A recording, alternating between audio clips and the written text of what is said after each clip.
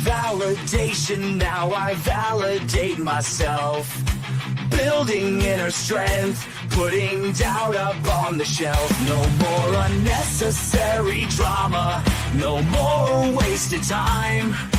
Climbing higher constantly, making my own climb. Standing on higher ground, where excellence is found. My potential knows no bounds. Raising the bar, breaking ground. My network is my net worth. Choose your company wise. Surround yourself with eagles, not with sheep in disguise. Every interaction is a reflection of my brand. Quality over quantity, that's my personal command. Standing on higher ground, where excellence is found. My potential knows no bounds. Raising the bar, breaking ground. Whoa, I'm not just living, I'm manifesting my vision. Cutting through limitations with surgical precision. My expectations are my compass, my respect is my shield. To mediocrity and chaos, I will never yield.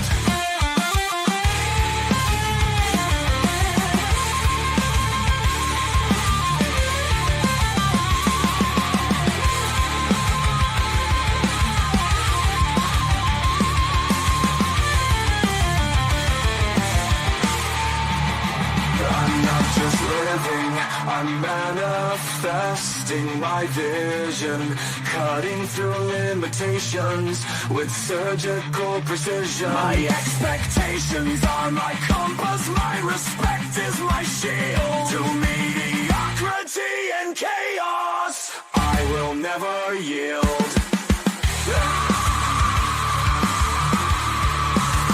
Standing on higher ground, where excellence is found. My potential knows no bounds. Raising the bar, breaking ground.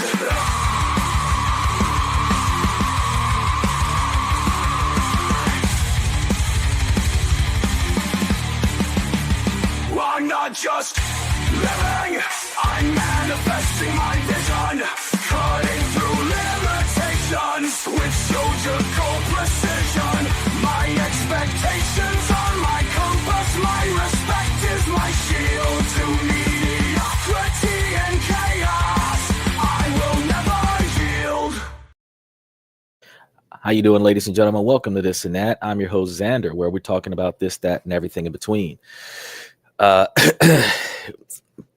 It's been a big topic this week, so I made it a big topic for today's show. So I appreciate you guys coming and seeing what's going on Twitch and Twitter. Special shout out to you guys. Keep it coming. Make sure that you guys know that you can comment on the show. This is an interactive show. For those of you that are used to watching and listening, you guys can actually ask questions and get involved on the show. If you want to come onto the show in real time, you can click that link you see in the comment section, approve the mic, approve the camera, and it'll put you into my green room. I confirm that you're over the age of 18, bring you onto the show in real time, and then we can make it do what it do. It's a little bit better than having the lag or latency, the 3 to 4 second delay between when I said it and when you hear it. But if you don't mind the comment section, by all means, I respond to the majority of the comments, especially if they're appropriate. But if they're inappropriate, I'm probably not going to acknowledge them. And if they're too inappropriate, I'm going to have to do something about it, as you guys seen a couple days ago. So remember that because we're talking about business, finance, investings, there are individuals that are under the age of 18 that are very interested in this kind of stuff. So they do jump into the show. And as a result, I ask you guys to try to keep your comments appropriate. We do have adult conversations on here, but we keep those adult conversations on an educational platform and reasonably appropriate because we do have individuals like special shout out to Nico, that's 17, that was on the show quite a few times. We were talking about our relationship topics Thursday through Sunday. But, yeah, it's a thing to do. We are live 7 nights a week. We're typically supposed to start about 37 minutes ago, but we were kind of a little bit late again today. We've been pretty much operating on CP time. I had the goal that I was going to start on time after daylight savings time, but moving time an hour earlier makes it harder because I was used to operating an hour later. It's an adjustment that is very hard to make. Especially having daytime and nighttime work styles that has to blend into one another.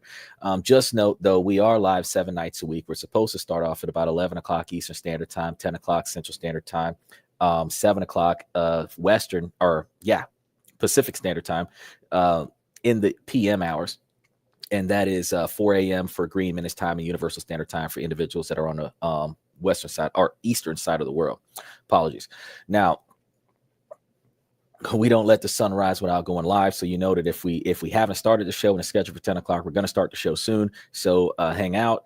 You guys can comment before the show, and your comments will appear as long as they're appropriate during the intro of the show. So there is a benefit of being here when the show starts up, because if you were listening on the way in, Higher Ground is a very good song. We have an outro Higher Ground version. We have another Higher Ground version that we do during the show. Elevation protocols and non-negotiables for individuals that comment into the show. We'll give you guys a little bit of a intro music when you jump into the comment section for the first time. So show you guys a little bit of appreciation while you get to enjoy the podcast exclusive soundtracks. So that's a twofer scenario. As we have been talking about how the tariffs from the United States and decisions from the president of the United States impacts the economy in the United States, we have to also talk about how it impacts the economies around the world. So today we're supposed to be starting to talk about how it is impacting Hong Kong, because it is a huge topic. And while it is a huge topic, I'm going to be I was talking about this to a couple of my students as well, right after my show, as a matter of fact, yesterday. So I was like, man, I'm going to have to really cover this, because once it makes it into one of my classrooms, it's a big deal, because my clients are all over the place. So when different countries are calling me up and saying, hey, did you hear what happened to Hong Kong? I'm like, yeah, I probably should talk about this on the show. Hey, did you hear what Donald Trump did? Yeah, I should probably talk about this on the show. So, and I say that because, with social media being the thing that it is, and we're about to start the show in a second, but with social media being the thing that it is, for you to seek out information is one thing, because there is a mass majority of information on the internet. That's why it's called the World Wide Web. But when people call you and the beginning of your conversation is, did you know about this bullshit right here? I got to tell you, that is important information, because it was information that was brought to you, not information that you had to look for. That's something that we should probably talk about. And that's where we are today. So, are you guys ready to uncover the real story behind Hong Kong's economic turmoil? And I want you guys to buckle up, because what's about to happen right now is nothing short of historic. Make sure that you guys like and subscribe as we dive into this scenario. I want you guys to understand that you guys can contribute to the show through the reaction buttons. You can do donations of any kind. I now see that the apps have been updated. There's gifts there. There's donations, special likes, special emojis, or just like the heart button and throw some cash down. And special shout out to Reese Martinez, Bayside, Max Opposer, and Tanella for their contributions in recent times. I really appreciate you guys because it definitely runs the podcast. Now, today, I'm going to take you into the heart of the U.S.-China trade. And the trade wars that we're dealing with right now, and its seismic impact on Hong Kong. And it's actually larger than what people think. It's a city whose very lifeblood is international trade. So let's set the stage. Hong Kong's economy has always thrived on its role as a global trading hub, with exports in importing fuels is furthermore the biggest part of its prosperity. For decades, its bustling ports and world-class logistics have made it a vital link between East and West trades. Now, in 2023 alone, Hong Kong's total exports reached over 550 billion US dollars worth of trades, with the United States accounting for nearly 38 billion dollars of that, making it Hong Kong's second largest export market. In 2025, the game has changed dramatically, though. The United States and Hong Kong's second largest export market unleashed the tariff tsunami, slapping tariffs as high as 145% on Chinese goods. Yes, that is now including Hong Kong. So last time we talked about this, it was like 54%. Bro, 145% is where we're at right now. So you can only imagine how the economy is sucking right now. And stay tuned, because we're going to be talking about how to navigate around this for those of you that are interested in investing in Hong Kong or Chinese goods. After several rounds of escalations, the effective tariff rate on some goods have soared to a jaw-dropping 156%. So even small parcels, once exempt under the de minimis rule, are now hit with tariffs as high as 120%. That's right. No more free passes for low value shipments. Temu made some changes. They talking about 75 days for you to get your shit.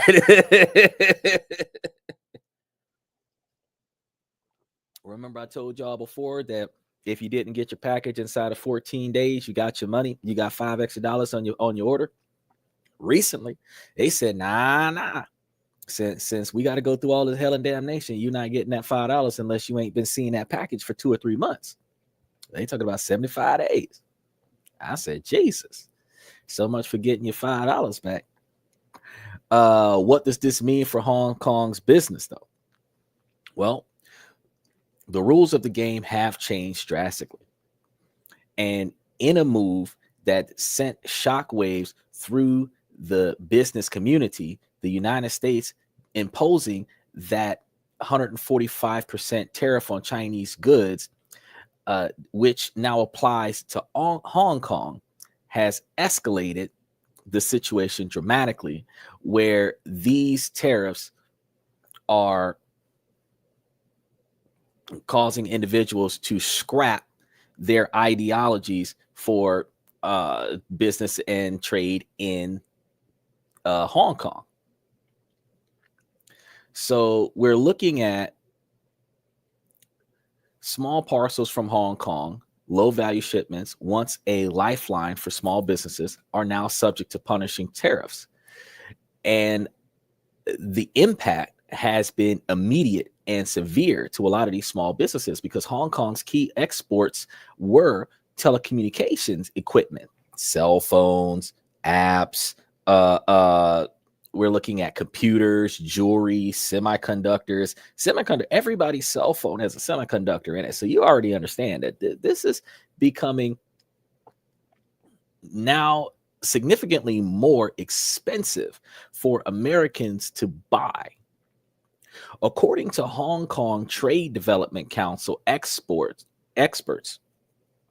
to the U.S., sending your products to U.S. have already dropped by 10% in the past year. At recent global sources, Hong Kong Trade Fair exhibitors reported a 20% plunge in sales since the tariffs took effect. So that means that not only is there a 10% drop in shipments to the U.S., trades between US and Hong Kong have plunged 20%. So the uncertainty is paralyzing businesses that are afraid to ship goods, not knowing what tariffs will be in place when their products arrive in the US. Companies are stuck in a wait and see limbo, with buyers and sellers both afraid to make a move as tariffs change by the week.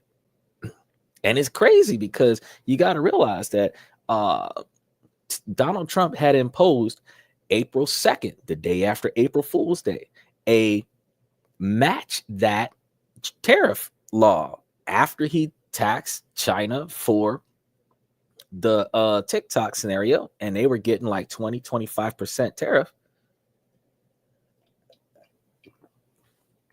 In addition to that, he had a universal match that tariff law passed. The match that, and that's not the legal term of it, but that's what we're calling it simplistically. He passed an executive order to match that tariff. So if he tariffs somebody and they raise their tariff to offset what he does, he's supposed to match that raise with another raise. So if he hits a country with a 20% tariff because they're not cooperating the way he wants them to cooperate, that's just him hitting them with the tariff. They say, oh yeah, well, I'm going to hit you with the 40% to offset your 20% so that I can still make the profits from you that I was once making. The match that tariff law is going to say, well, you hit me with 40%, so I'm going to hit you with 40%. And then you might say, well, I'm going to hit you with 40% more because you hit me with 40%. Well, that match that tariff law is going to keep doing that until nobody's making money because of these freaking tariffs besides the U.S. customs. So long story short, it ain't a good idea to respond to tariff increases with tariff increases. And it's not just the big players who are suffering because of these tariffs. Small and medium-sized enterprises, the backbone of Hong Kong's economy, like SMEs, which make up 98% of Hong Kong's businesses, are being hit the hardest. Many are facing cash flow crisis as inventory pileups and payments are delayed. Some have tried to move products to Southeast Asia, but the U.S. has extended baseline tariffs to over 90 countries, closing off what was once a promising escape route. What that means is, if I cut off service with you and you hand your service to your homeboy, I still do business with your homeboy, so I will receive your service from your homeboy with no complaints, and you can still make you some money because you queuing in your homeboy on the sale. Well, everybody over there is getting the same hit, so you can't give it to your homeboy because the same thing that's going to happen to him is going to happen to you. So I mean, if you send it to him, you just spending extra money to send it to him because he still got to pay the same cost you got to pay to send it to me. And as a result, they can't use any stringent bypasses to route their way around the tariff scenario. What's the result? Well, the ripple effects are everywhere. Shipment delays, halt production, higher costs for businesses, which means prices are going to be raised higher and offset onto the consumers. The Hong Kong Retail Management Association reports that consumers' confidence has dropped to its lowest levels in 5 years, with many households tightening their belts in anticipation of the tougher times ahead. The threat of layoffs looms large as companies struggle to stay afloat in these new hostile environments. In fact, real estate is really sucking in Hong Kong right now. Anybody who knows anything about real estate in Hong Kong is that it takes up to 5 years to build something because their government is involved in land development. Our government doesn't care as long as you follow the code enforcement laws.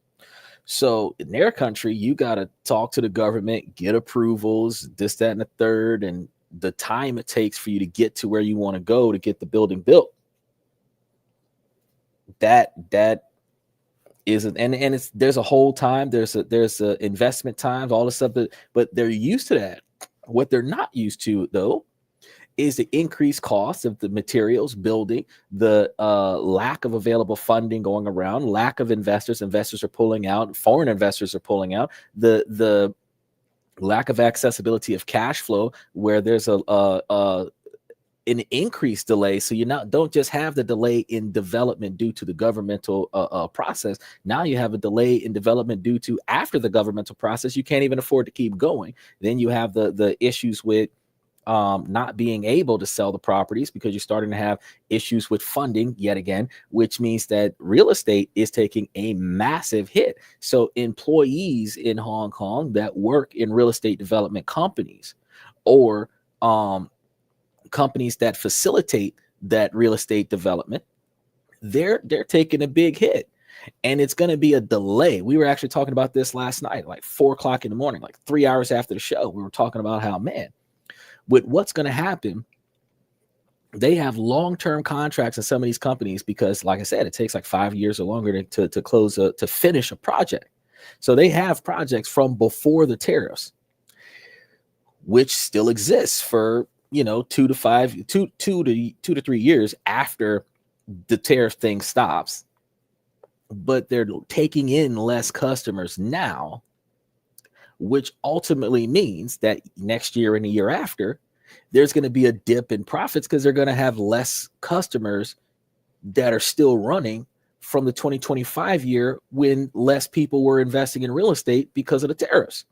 So it's the impact that we're going to be experiencing right now in Hong Kong is not nearly as bad as the fallout or the backlash that's going to happen in certain areas of the Hong Kong market 2 years after the tariffs stop becoming a problem. Because remember, the majority of the Hong Kong tariffs are based on Beijing letting go of the algorithm for TikTok so that the US can make trillions of dollars. So now Beijing has to choose between losing trillions of dollars due to tariffs and the lack of sales because of tariffs, or allowing trillions of dollars to head in the direction of the United States in order for them to go back to making money again. It's a power play. What do you guys think about that? I can tell you, if somebody else has more control over your situation, you typically gotta play ball. Not always in our lives can we, whether we are individuals, businesses, or countries, involve ourselves in a situation where 100% of the time we're always on top. A lot of the times, even as the underdog, we can still come out of there with a win, but we've got to play ball. We have to reasonably negotiate where we can get something out of this, where we're satisfied with it, and the other party can reasonably negotiate where they're going to make some sacrifices, but they're still going to get something of what they're looking for out of the deal. Because otherwise, you have a situation where the person with the most authority over this situation will shut you out. And since Americans are wasteful, the 170 million Americans that's wasting money on TikTok, the 170 million more Americans that are buying foreign materials from Asia. If Asia is not willing to negotiate the situation with America, then Asia finds themselves in a position where they're losing 170 million plus customers that waste money monthly. And that's not a business deal that I would be willing to lose out on. I'm like, I might have to break you off on some extra cash, bro, because I gotta keep making my money. You know what I'm saying? But let's not forget the bigger picture here, though. The tariffs are disrupting global supply chains, undermining Hong Kong's role as a trading intermediary, and shaking inventory confidence. The cost of doing business in Hong Kong is skyrocketing, and those costs are being passed on to the customers in spades. We already understand that prices for goods and services are rising and consumer confidence is taking a hit.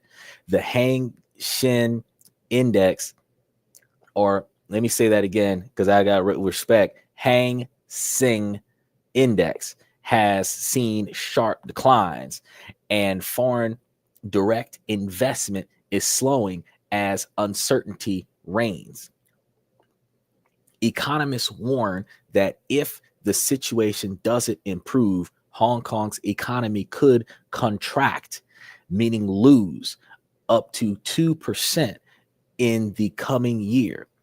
A downturn that would mean job losses, more job losses, business closures, and real hardships for thousands of families.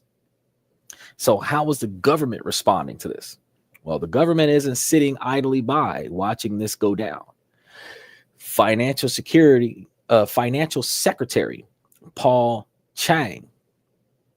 Oh, that's half American.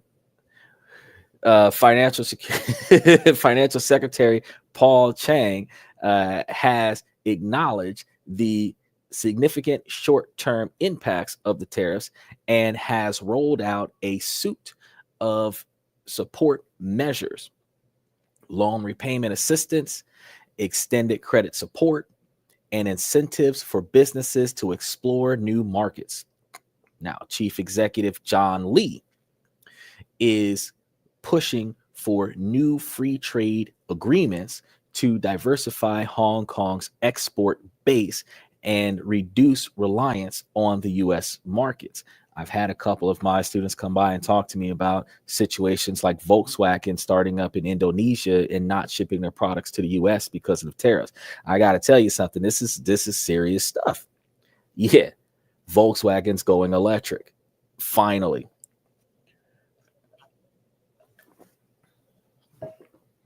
We talking about all kind of stuff going on real quick. As I told you guys, he is here, Mr. Satellite.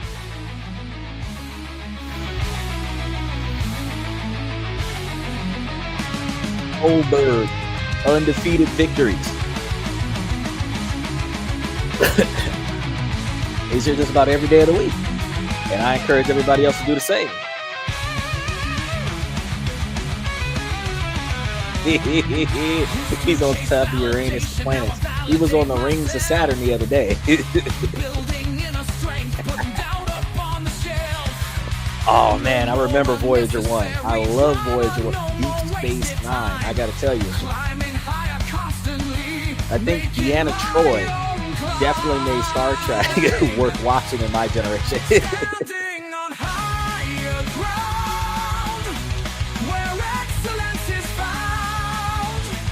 So, my potential knows no bounds.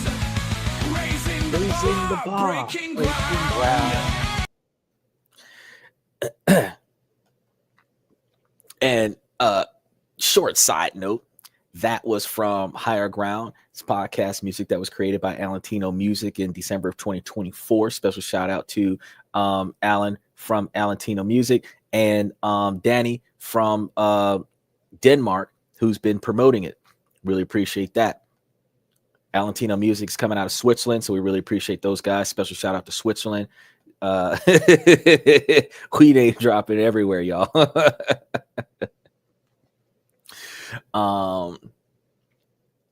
The city's status as a free port and international business, Hong Kong city status, their international business hub is being tested like never before. Hong Kong's leaders are standing firm on their commitment to free trade, so they've refused to retaliate with their own tariffs, instead rolling out support measures for businesses where they're going to be giving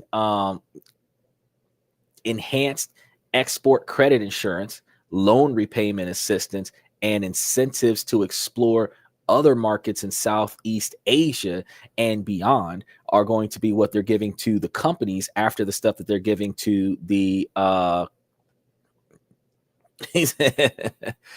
TV. That looks like the Statue of Liberty a couple times, right? Cold turkey. Oh, American Eagles, Statues of Liberty, and TV patriotic TV.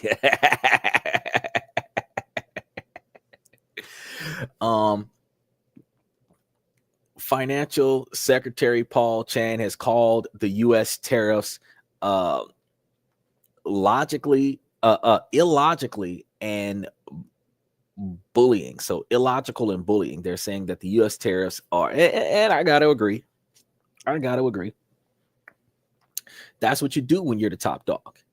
You don't have to make sense. You force people to do what you want. People who play poker know a lot about this. The person who has the most money on the table can all in on the pot and force everybody else who doesn't have enough money to fold, buying the pot every hand. Very rarely will somebody compete with an all-in bet when they don't have confidence that they're going to win that bet.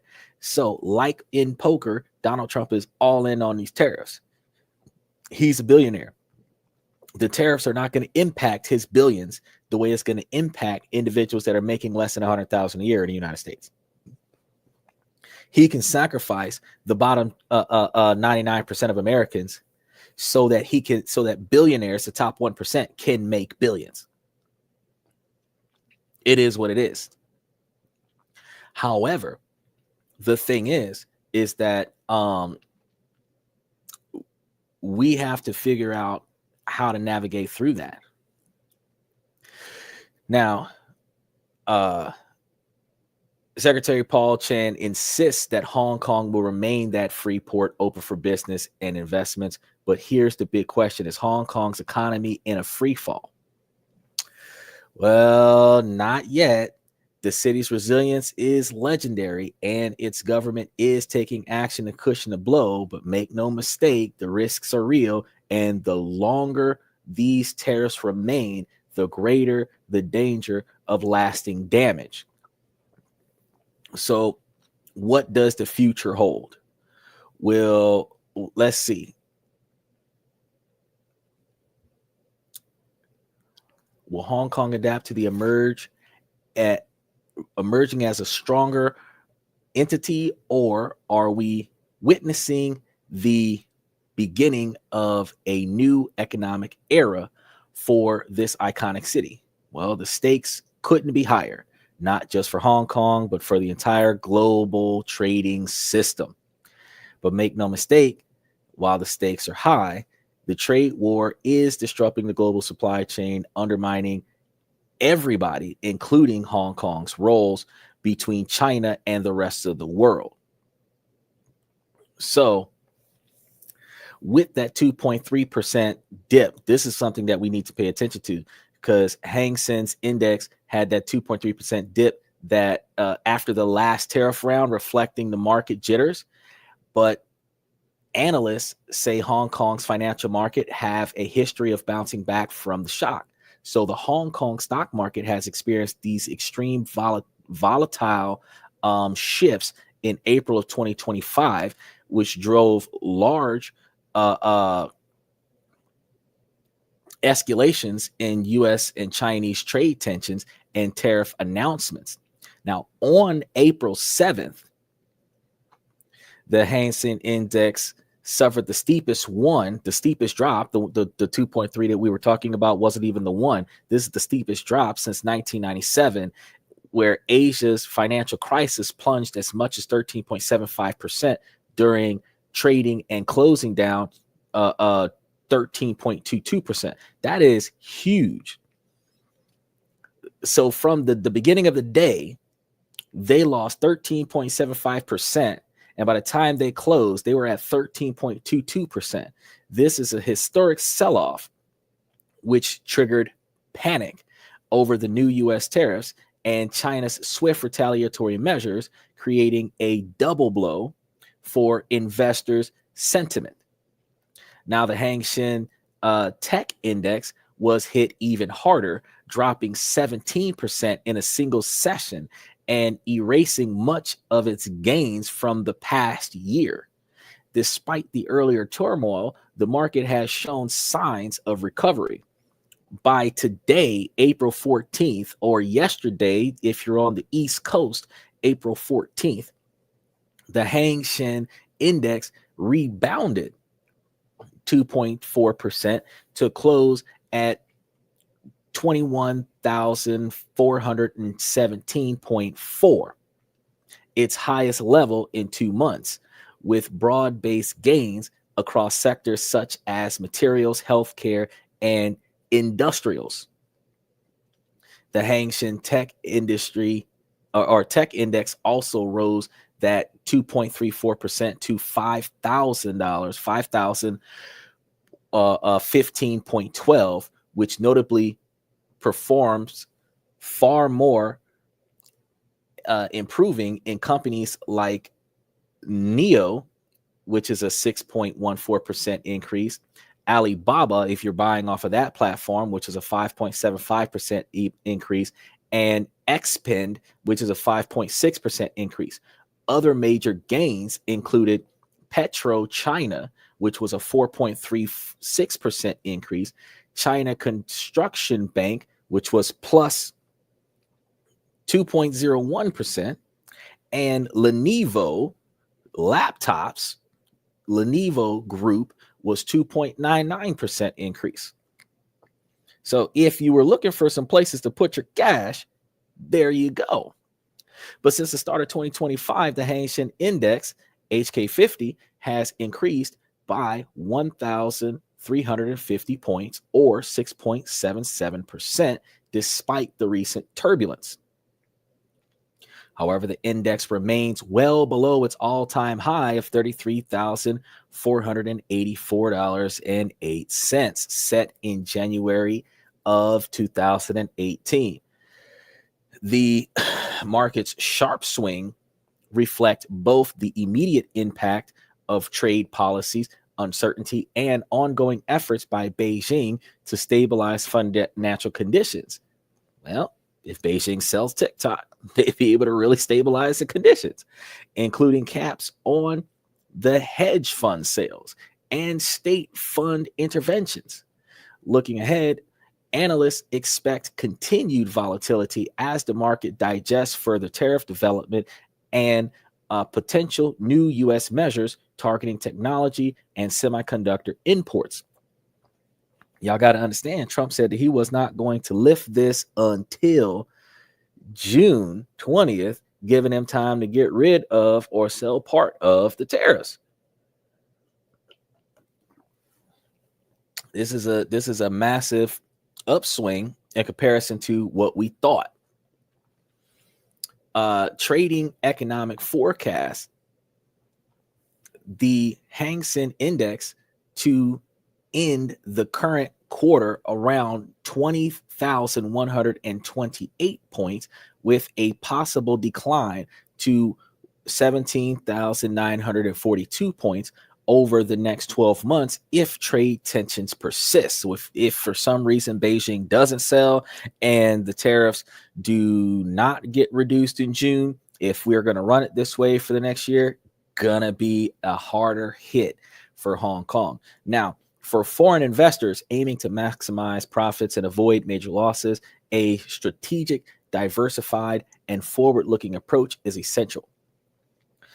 Diversify investments across Hong Kong's robust financial sector, such as technology, healthcare, and logistics, because I just told you that some of those companies are booming in spite the dip. And emerging industries like AI and green tech, because everyone is investing in AI and green tech all over the world. The government is actively supporting innovation with new funding and infrastructure for AI and technology enterprises. I've given you guys information in the past about different areas across Southeast Asia and Western Asia, where a lot of the countries are offering incentives for foreign investors where they will not be taxed on some of their investment capital, and other bonuses and perks, including high-level investments, giving them investor visas, depending on which part of the countries that you're going into. And there's even more incentives for maritime, aviation, and tourism. You want to balance risks by including defensive assets such as high-yield savings accounts, bonds, and digital wealth management platforms such as robo-advisors, which are gaining popularity for their stable returns and liquidity. You want to target government-backed sectors because Hong Kong's 2025 budget prioritizes AI, smart manufacturing, and technology research and development, offering grants and streamlining listing processes for tech and biotech firms. You want to leverage China's opening up because China's 2025 Foreign Investment Act plan expands access to foreign investors in healthcare, biopharma, telecom, and education, and removes restrictions in manufacturing. Hong Kong's integration with the Greater Bay Area further enhances access to these mainland opportunities. So you want to stay alert to U.S.-China tensions because protectionism and tariffs remain key risks. Nevertheless, investors should avoid overexposure to sectors most vulnerable to trade disruptions, such as the traditional export and real estate situations that I have been telling you is the best thing to put your money in as far as real estate investment trusts that are losing capital right now. When you're buying them at a lower value, when as soon as these tariffs lift, you will be receiving significant gains. Investing in real estate development, on the other hand, not necessarily a positive scenario right now, which is why real estate development is slowing down in Hong Kong. And while real estate development is slowing down in Hong Kong, you will come to find that it will be a significant loss for you as well as other investors if you are not careful about your purchases versus your sales. You want to make sure that if you're going to stay in real estate, that you're going to leverage the expenses in your purchases against the profits from your gains so that you're bypassing the requirement to pay taxes in a legal fashion. But you also want to make sure that you're not taking a financial loss, because we still got to feed ourselves, even though we got to feed the crew. Everybody got to eat, and the boss is supposed to eat last if you're taking care of the team under loyalty. But the fact of the matter is that we have to make sure that we're doing what we need to do to make profits. Now, conduct thorough due diligence for cross-border deals, especially in sensitive industries, and ensure compliance with China's foreign investment security revenue regime to avoid forced divestments or regulatory setbacks. Because remember, we told you before that certain companies are not allowed, because of the tariffs, to establish themselves or continue to function in certain countries in Asia. If you're going over there to start up a business, you need to start up the kind of business that is not going to piss off the country. If you decide to do one of those maid cafes, that'll work for you. But just coming out of the woodwork, like setting up a hotel or something like that, that might work for you. It's in tourism, but setting up the wrong country over there, you might find yourself investing a bunch of money when you get out there and being at a standstill until these tariffs resolve themselves. You want to utilize digital platforms.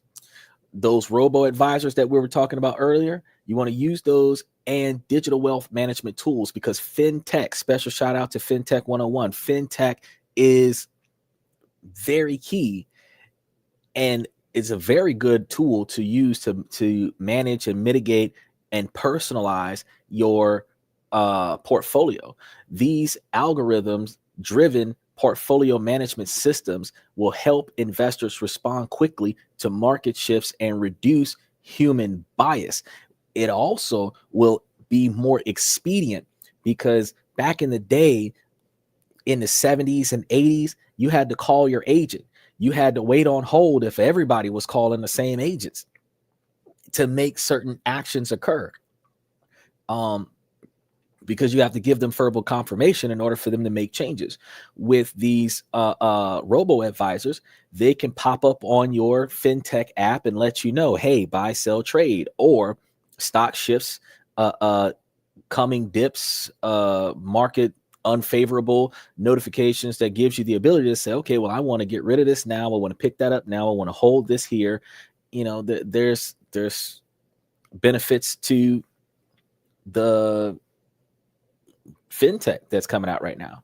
You also want to consider ETFs and thematic funds, exchange traded funds focused on technology, green energy, and greater Bay Area growth can provide diversified exposure to high potential themes.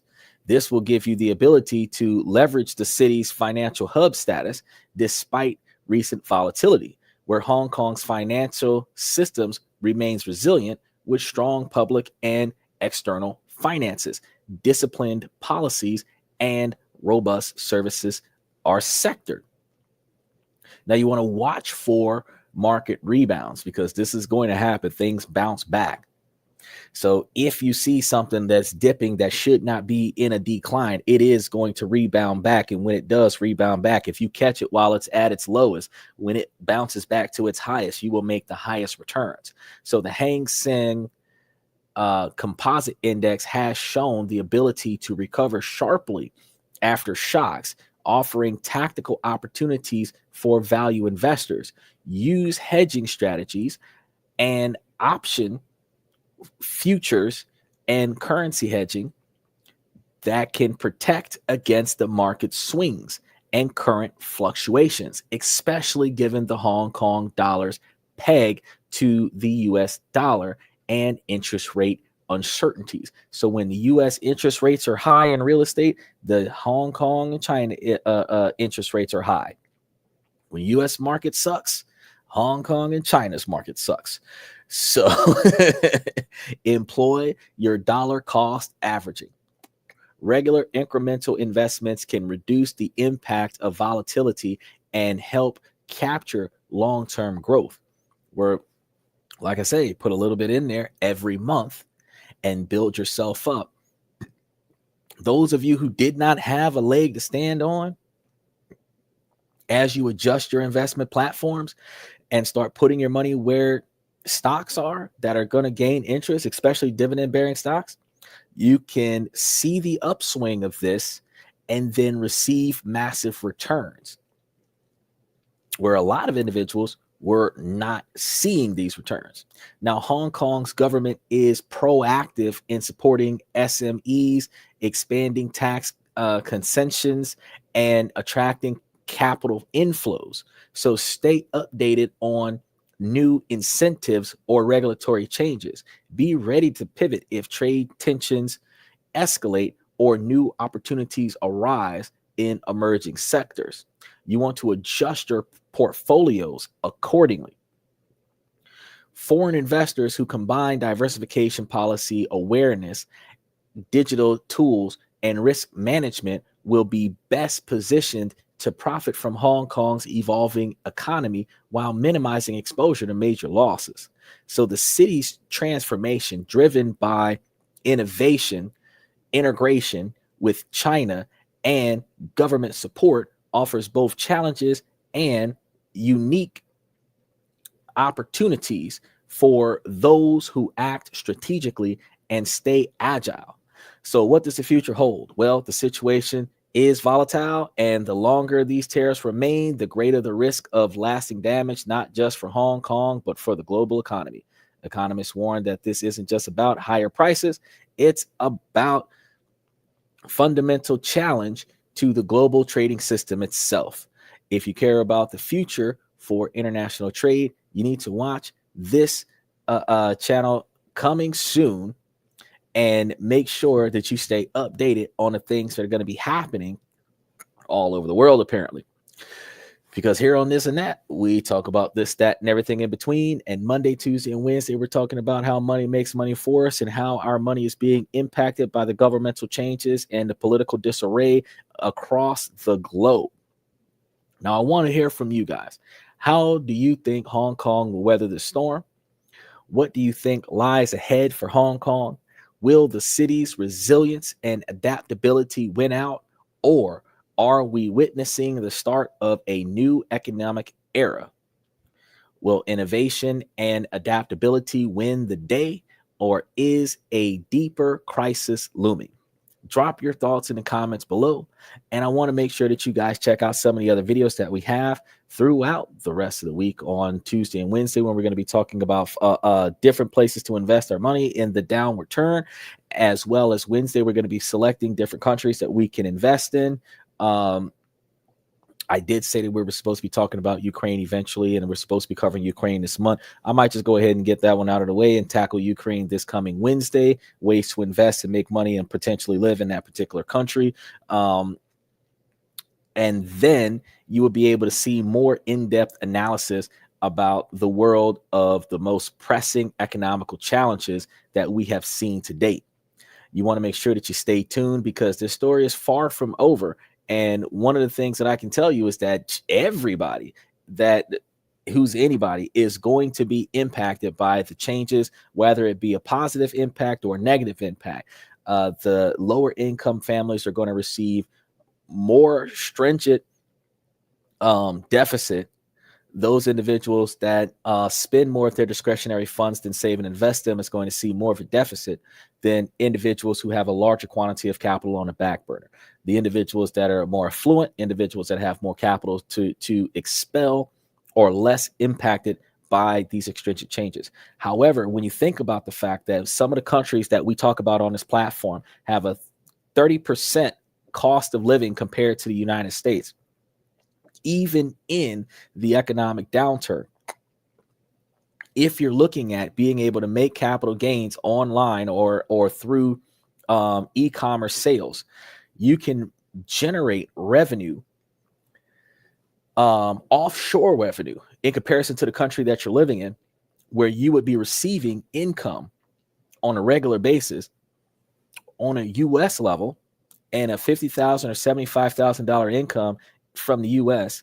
that might be middle or lower middle class living in the U.S. would be upper class living in other countries.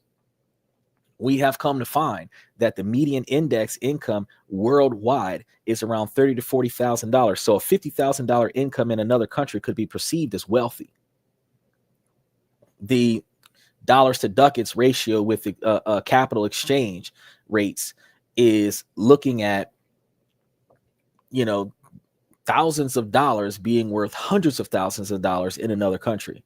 And then with the standard of living being 30%, you're looking at the fact that you would be spending for the same standard of living that you're having in the United States being 30% of the cost. So if you're spending $4,000 a month in the United States to live, you'd probably be spending $1,000 a month in another country to live, which means that you would have an extra $3,000 a month to invest.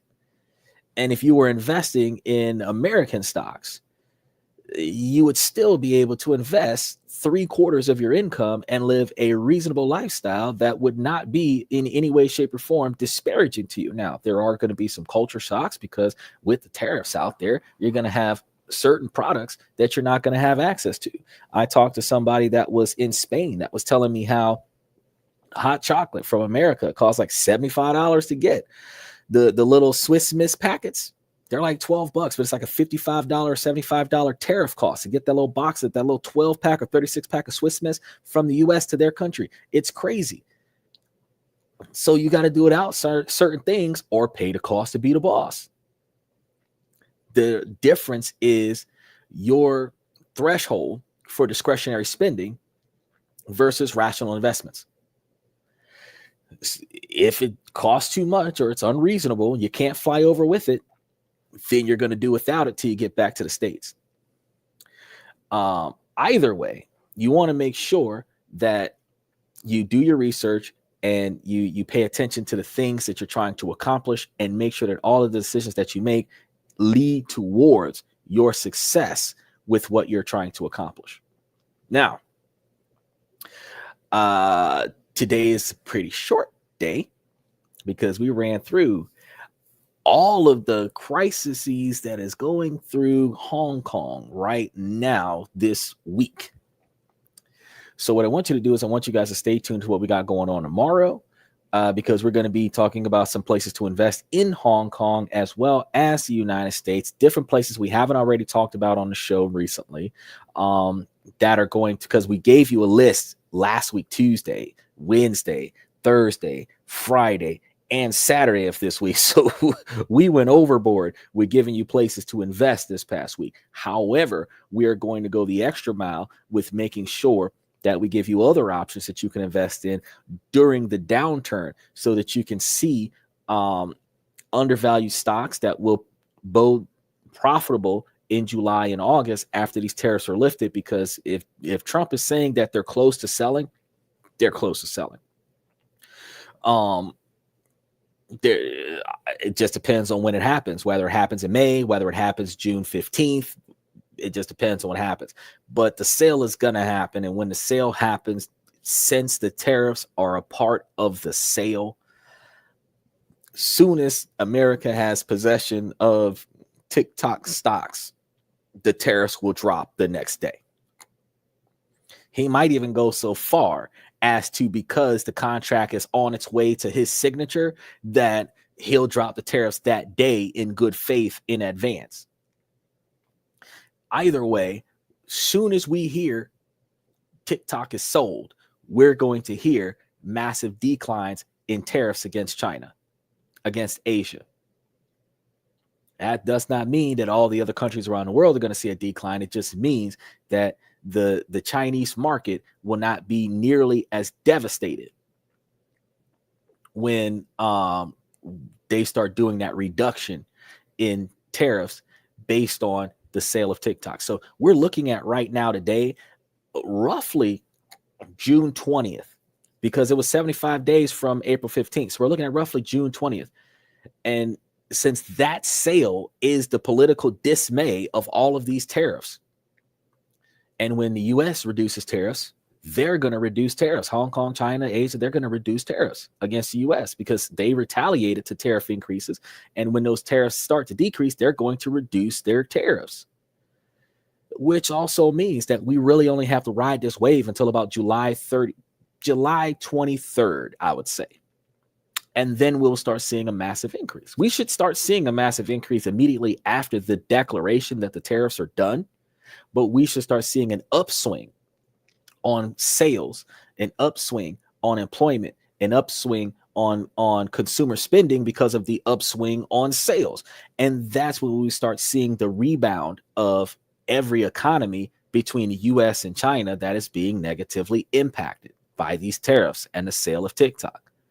But a $1 trillion deal, a multi-trillion-dollar deal, is forcing two countries to suffer because a handful of people don't want to sell an algorithm. That is how business works globally. And for those of us that are small scale individuals that don't pay attention to this on a regular basis, now you know. With that being said, that's all I got for you guys for today. Ladies, I'm going to ask you, as long as the situation doesn't make sense, I'm going to keep asking you ladies to make it make sense. So ladies, please make it make sense. Fellas, we are still running about 67% viewership from them fellas. I really appreciate y'all showing us love. Special shout out to Mr. Satellite. Special shout out to Usman, Nico, Max Opposer, Joe is Dad, Mr. Pibbs, Red Void, Danny Steffen, everybody that's been showing us love on the show as of recent. We really appreciate you guys for coming to the show. Thank you for coming to This and That. I'm your host, Xander, where we talk about this, that, and everything in between. And I'll be seeing you guys tomorrow night.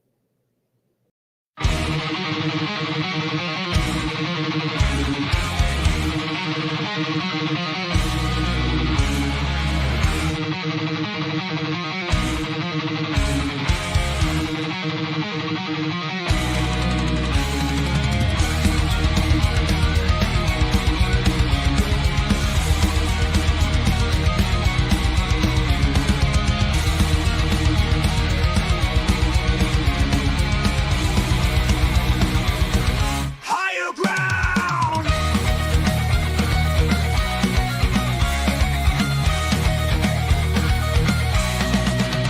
Used to chase validation, now I validate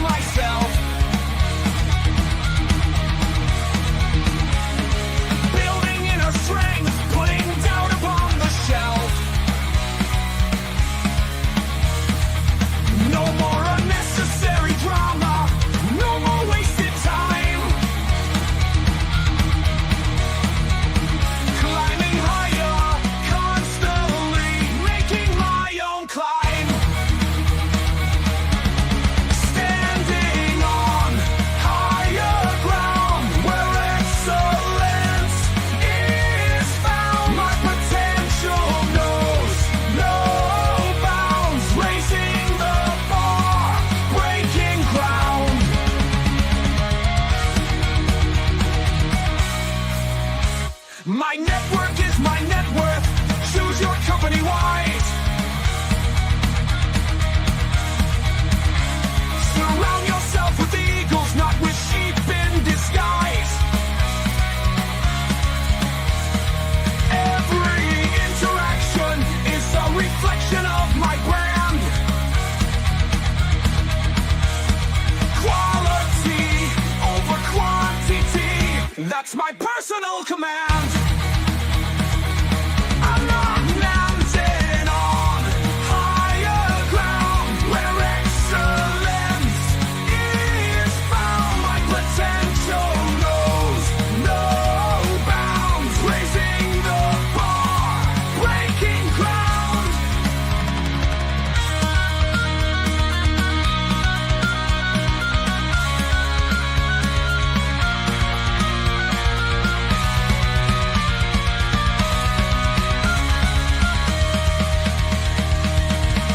I'm not just living, I'm manifesting my vision, cutting through limitations with surgical precision.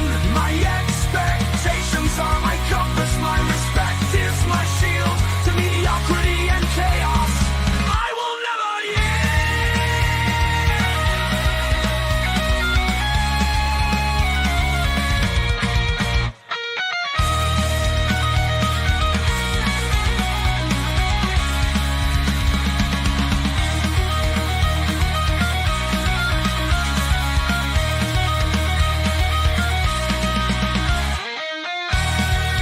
I'm not just living, I'm manifesting my vision, cutting through limitations with surgical precision. My expectations are my compass, my respect is my shield to mediocrity and chaos. I will never yield.